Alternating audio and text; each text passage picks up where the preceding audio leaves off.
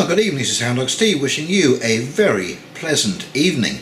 And before we start, and of course, as always, big thank you goes out to all of my subscribers for tuning in to my little peccadillos of wisdom that I pick up here and there. But first, I would like to thank Kevin in Canada here, who sent me a little PayPal donation for some help that I gave him on some crypto information. And also Valdemir from Denmark sent me a small contribution via PayPal, and that is very much appreciated.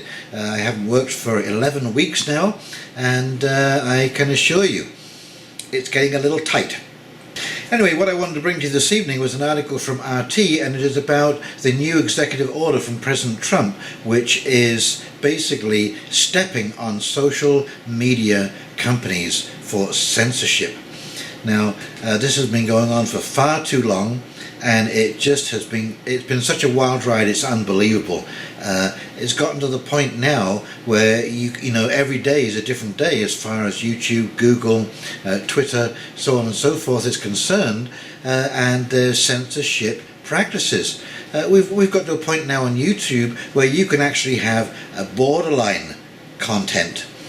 Now, you know, borderline doesn't actually, you know, break any of the terms of use, but it comes close to the line. But you know, you really, even in the terms of use, I don't know if any of you have bothered to read them, but they're so nebulous. I mean, it's pretty hard to understand exactly. Sensitive issues to the public, for example. So what are they talking about? Like an earthquake, the outbreak as we have now, you know, mudslides. They don't define what a sensitive issue to the public is, and this makes it extremely difficult for creators like myself. I am, you know, censoring my speech to try and avoid words which I think they don't want to hear, and it seems to be working so far, but I'm still getting, you know, videos demonetized. So it is about time that somebody stepped up, and it had to be somebody in America. And I think it's because recently, you know, Donald Trump put out a tweet, and good old Jack there, Jack Dorsey, he put a fact checker on Trump's tweet. And I think that, you know, this is probably a pretty bad time to antagonize the president when he has taken on full executive control of the country.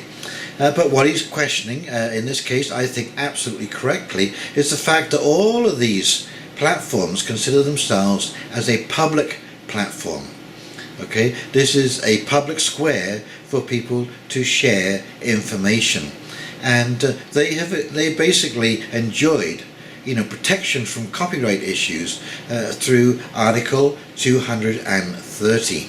And this article basically says that if you are a platform and you are just using, you know, your website to basically put out other people's videos, other people's content, you cannot be sued for the content within those videos. However, if you're a platform, you cannot censor either.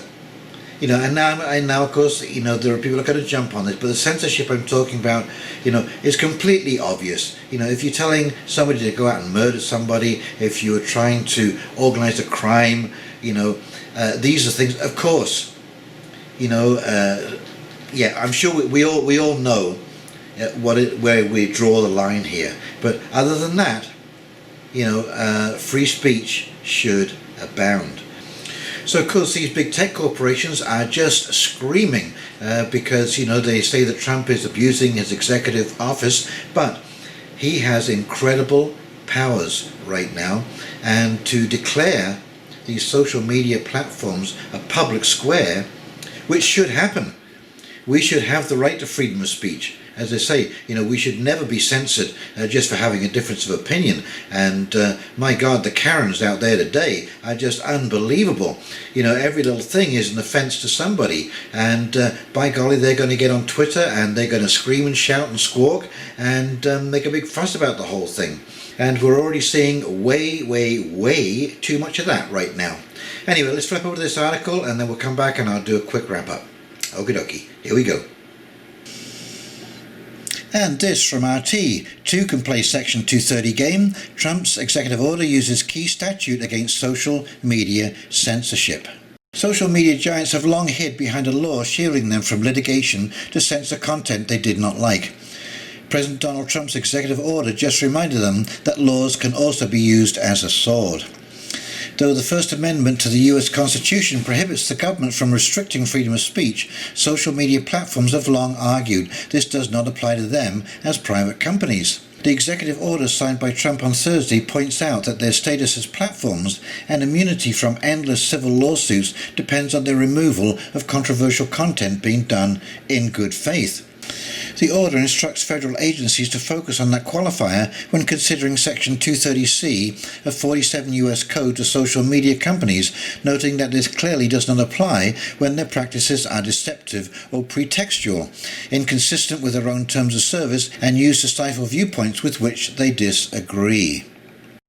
Until now, Facebook, Twitter and YouTube and others could have it both ways, insisting they were platforms and therefore not liable for user-generated content, whilst acting as publishers and actively deciding which content they would allow, using entirely arbitrary and ever-changing rules. The issue became political after 2016, when Trump used social platforms to bypass the establishment media that overwhelmingly favoured and endorsed his opponent. The Russiagate conspiracy theory wasn't just used in an attempt to get Trump out of office, but also to pressure social media giants to censor viewpoints the establishment did not like, overwhelmingly targeting Trump supporters but also purging dissident voices on the left. It made little difference whether the companies did so intentionally or by outsourcing it to third parties, such as Facebook did recently. The people making these decisions invariably turned out to be passionately partisan. The fact that Trump specifically called out Twitter's head of integrity and referenced the presence of a Democrat impeachment witness on Facebook's oversight board indicates that Thursday's order did not come out of the blue. The advanced copy leaked to friendly journalists earlier in the day likewise suggested that the White House had been laying the groundwork for such a measure for years, just waiting for the right moment. Remember when a federal judge ruled that Trump is not allowed to block trolls on his personal account because Twitter was a designated public forum, and that's an excellent point. And he is an elected official. Trump does, and he's using the same logic to put the responsibility on social media to act as such. Critics, of course, claim that Trump was only acting now after years of doing nothing and monitoring the situation because Twitter dared fact-check his opinions on mail-in ballots this week. Attempting to shield his employees from Trump's ire, Twitter CEO Jack Dorsey argued that the president's tweets may mislead people into thinking they don't need to register to get a ballot. Trump called this ridiculous and stupid. Think of him what you want, but in this instance he's correct.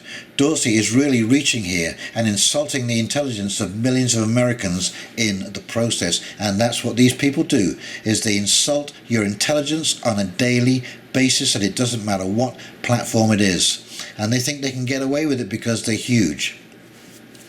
Perhaps one of the most absurd features of the Trump era is the extent to which his critics have openly sacrificed their own publicly professed principles in order to oppose him.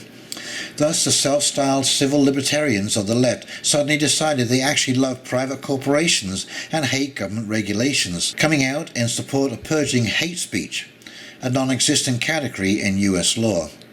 All of a sudden, First Amendment applied only to the government, but not to Twitter, Facebook or YouTube. Nor did they bother protesting when those companies applied German, Pakistani or Chinese laws to silence Americans. But now the American Civil Liberties Union is reacting to Trump's order by shrieking, "He can't do that!" And here is a tweet: much as he might wish otherwise, Donald Trump is not the president of Twitter. This order, if issued, would be a blatant and unconstitutional threat to punish social media companies that displease the president. ABC News. President Trump expected to sign an executive order targeting social media companies after Twitter added fact checks to 2 of the president's tweets. And it's funny how they turn this around, because when the government censors people, oh my God, it is just terrible. But when social media companies censor people, it is just fine. And of course they blame the president. These people are beyond belief. And as I said, if we lose freedom of speech, we have lost everything. Another one from the ACLU. The President has no authority to rewrite a congressional statute with an executive order imposing a flawed interpretation of Section 230. Section 230 incentivizes platforms to host all sorts of content without fear of being held liable. It enables speech, not censorship. Well, there you go, but it is censoring. So if it's enabling speech and it's censoring, how could it not be censorship? Except that yes, he can. Ensuring US laws are faithfully executed is literally his mandate. Article 2, Section 3. Trump is not revoking Section 230, only Congress can do that, but he is clearly issuing new guidance as to how it is to be enforced. The federal government may not even need to do much. Trump seems to be well aware of Saul Alinsky's Rule 9. The threat is usually more terrifying than the thing itself. The mere prospect of being stripped of Section 230 protections and facing costly litigation as a result may prompt these companies to rethink their behaviour. Or they could decide their commitment to the ideology of social justice and connections to one party in the US political system, Trump business concerns, so to speak. We'll see what happens. And this is exactly it. You see, when you hang on to your ideology instead of making common sense decisions, you are doomed to disaster. And this was what cost Germany the Second World War, is because instead of following common sense decisions, they followed the ideological line. The trouble with the latter approach is that Joe Biden, the Democrat nominee facing off against Trump in November, has just recently called for abolishing Section 230 altogether, making Trump's position the more moderate and reasonable one by comparison from their standpoint. As I've argued before, the battle has never been over a particular tweet or two, but over who gets to be the arbiter of truth. The American people, or the establishment and its allies in legacy and social media. At the end of the day, that's what this executive order is all about. So one of the reasons I harp on about this particular subject, now whether you like Donald Trump as a president or not, is pretty much irrelevant, because the whole concept of free speech protects everybody, because we all use the same language, and we all use the same words, and we all use the same words to describe things, and so all language from all sides can be offensive to somebody. And so for one side to be calling for an end to free speech is really going to stop them from having the ability themselves to tell people to shut down free speech, because that in itself is free speech. And so be very, very careful. You're treading on thin ice here, and we do not want to lose this foundational right of freedom of speech, freedom of expression. So this is how we progress as a civilization, as a society, as a world. You know, we have people who challenge, established shibboleths, and they either stand and fall on their own merit. And if they fall, well, as I believe it was Rousseau said, that which is about to fall deserves to be pushed. Okay, so the square wheel manufacturer is not around for a very good reason. And the only way we can improve ourselves and progress is through truth. It's through freedom of speech and the ability to express ourselves in any way we wish, as long as it doesn't harm other people. And so, you can see that if somebody has a distinct advantage, like you own a corporation like Twitter, and you can arbitrarily decide whose opinion you're going to allow on your platform or not, well, that can get awfully one-sided very, very quickly. And that's exactly what's happened. It's awfully one-sided awfully quickly. So I think that it is good that the FCC is going to rattle the cage of these corporations and maybe settle them down and put them back in their place a little bit to be much more of a fair player in all of this. So for example, Google has done business with China, and we all know that China are abusing its population. They are torturing people. There is organ transplants going on against political activists, the Falun Gong, and so on and so forth. And I may even have this video blacklisted because I said that word. Well, the point was made is that you cannot defend your censorship of free speech whilst you're dealing with an organization that breaks all kinds of human rights issues. You have no moral leg to stand on. So no, this is a good thing that's happening, and I hope that the cage gets rattled good and properly, and that we all get to speak freely across the internet. And right now, I don't know if you're finding, you do a Google search, it's freaking useless. You know, you have to search for hours now, and you have to be meticulous in your words that you use for questioning, because if you don't, you're just going to get all kinds of mainstream fluff coming to the surface, and you might have to go back 20, 30 pages, even if then, you know, you're going to find what it is that you're looking for. And I'm just kind of glad that I have my sources kind of established, and because they'd be very, very difficult to find these days. They wouldn't be coming up, you know, in the top 20 of searches. They'd be coming up in the top 2,000 of searches. Okay.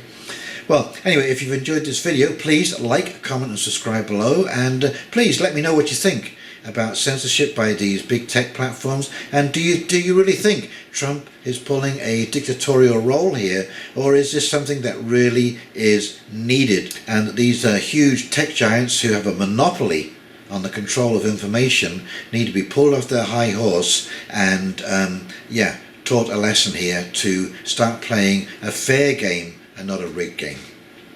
Okie dokie, well, in the meantime, this is Soundlock Steve signing off, wishing you a very pleasant evening, and we'll talk very, very shortly. See you now. Take care.